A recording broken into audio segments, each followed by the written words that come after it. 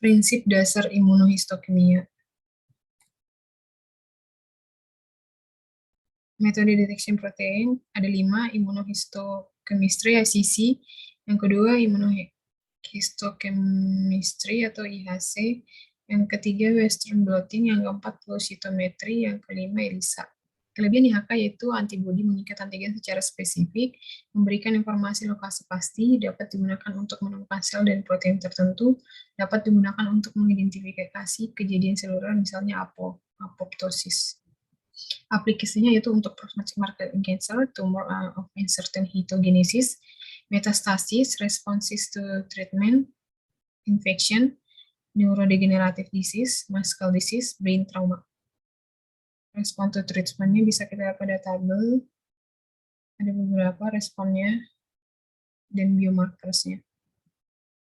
Pendahuluannya IHK menggabungkan teknik histologi, imunologis, dan biokimia untuk identifikasi komponen jaringan tertentu melalui reaksi antigen atau antibodi spesifik yang ditandai dengan label yang terlihat. IHK memungkinkan untuk memvisualisasikan distribusi dan lokalisasi komponen seluler tertentu dalam sel jaringan. Target dari antigen seluler pada IHK yaitu sitoplasmik, nuklear, sel membran, lipids, protein. Hal yang perlu diperhatikan yaitu pemilihan antibodi, fixation, section, antigen retrieval, blocking, control, metode direct, metode indirect, immunoenzim, fluorescence, multiple labeling. Monoklonal vs poliklonal. Monoklonal yaitu mouse or rabbit hybridoma, cenderung lebih bersih, sangat konstan batch to batch, lebih cenderung mendapatkan hasil negatif. Poliklonal, banyak spesies yang berbeda, cenderung memiliki reaktivitas yang lebih tidak spesifik, bisa memiliki afiditas atau afinitas yang sangat berbeda, batch to batch. Lebih mungkin sukses dalam aplikasi yang tidak diketahui. Pastikan antibodi Anda divalidasi untuk aplikasi Anda, seperti pada IF, IHKP, atau IHCF. WB, ELISA, ADI. Seperti pada produk datasheet-nya, anti-estrogen reseptor alpha antibody SP1.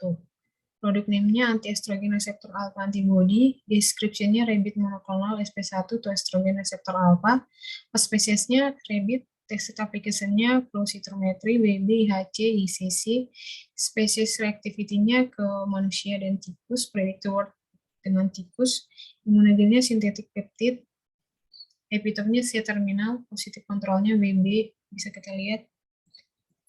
Terminologinya, antigen molekul yang menginduksi pembentukan antibodi, epitopsnya bagian antigen yang mampu menginduksi formasi antibodi. Antigen adalah antibodi yang paling sering digunakan untuk IHK.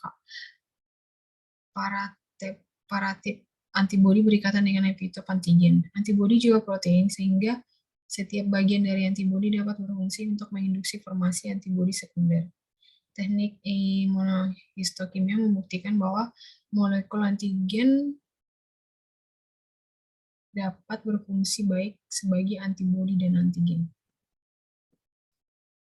Bisa kita lihat antibodi plus antigen plus antibodi yang memiliki epitop dan paratop antigen binding site akan menghasilkan antigen dan antibodi kompleks. Jadi sampel untuk imunohistokimia, formalin fixed paraffin embedded, Frogen sections, smear, imprints, cytokines.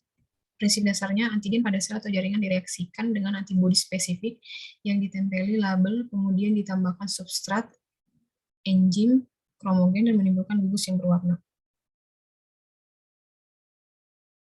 Adanya warna yang terlihat dengan mikroskop mewakili adanya antigen yang dicari. Prinsip dasarnya, bisa kita lihat ya, itu warna orange, aminoethyl carbajol warna merah, nifuksin warna ungu. Reaksi enzimnya enzim PX, AP, PX glukos plus substratnya akan menghasilkan PX, kromogen, dan warna. Label antibodinya peroxide conjugate rabbit antihumans. Metode IHK-nya direct atau prosedur konjugasi langsung. Antibodi primer berlabel direaksikan langsung ke antigen pada jaringan. Indirect atau sandwich prosedur konjugasi tidak langsung. Antibodi primer tak berlabel direaksikan ke antigen pada jaringan. conjugate second antibody direaksikan ke antibody primer. Metodenya direct method, peroxide conjugate rabbit anti-human antibody. Indirect method, peroxide conjugate swine anti-rabbit IgG, rabbit anti-human antibody. Jadi metode HK indirect. Yang pertama peroksidase, anti-peroksidase atau PAP, yang kedua alkalin fosfatase, anti-alkalin fosfatase, avidin biotin kompleks, label straight avidin biotin, polymer base labeling.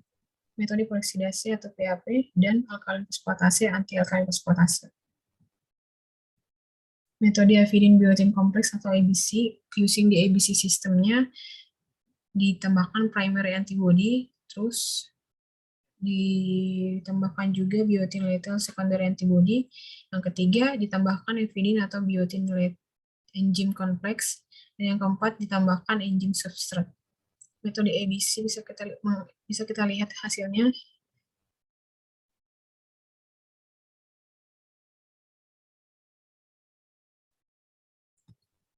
Sedangkan metode label streptavidin biotin,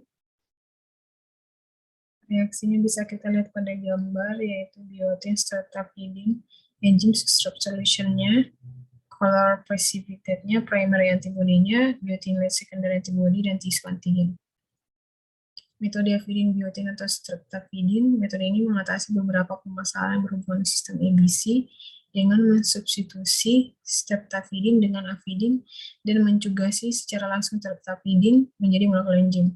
Streptavidin diisolasi dari bakteri Streptomyces avidini. Penggunaan streptavidin pada avidin, yang pertama, streptavidin tidak ada karbohidrat, isoelektronnya mendekati normal. Yang ketiga, enzim secara langsung terkonjugasi pada sistem DSA. Komparasi metodenya yaitu bisa kita lihat directnya emphasize good for multicolor labeling, limitationnya lower sensitive, indirectnya higher sensitive, limitationnya potential non-specific binding of secondary antibody. Yang ketiga, amplification ABC metodenya, advantage-nya increase signal intensity, limitation-nya requires additional time and control, advantage-nya increase signal intensity, limitation-nya requires additional time and control. Polymer base labeling-nya bisa kita lihat reaksinya enzim conjugate to polymer, substrate pollution-nya, color precipitate-nya, primary antibody, secondary antibody. Metode antigen yang terlabel atau double stain.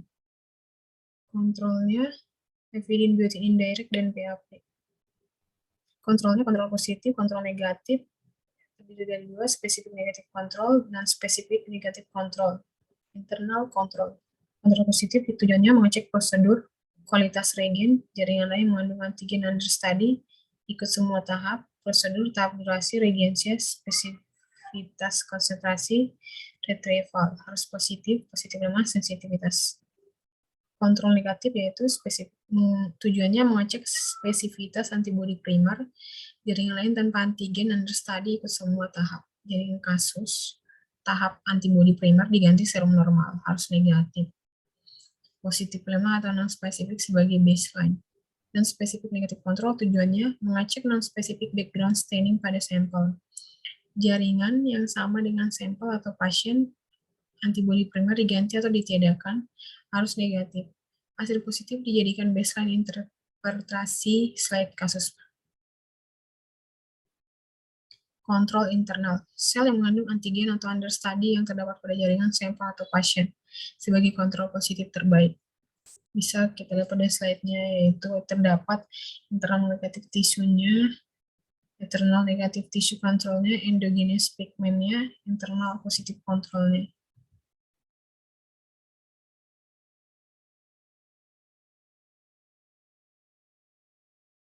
Faktor yang mempengaruhi imunohistokimia yaitu pre-analytic phase-nya,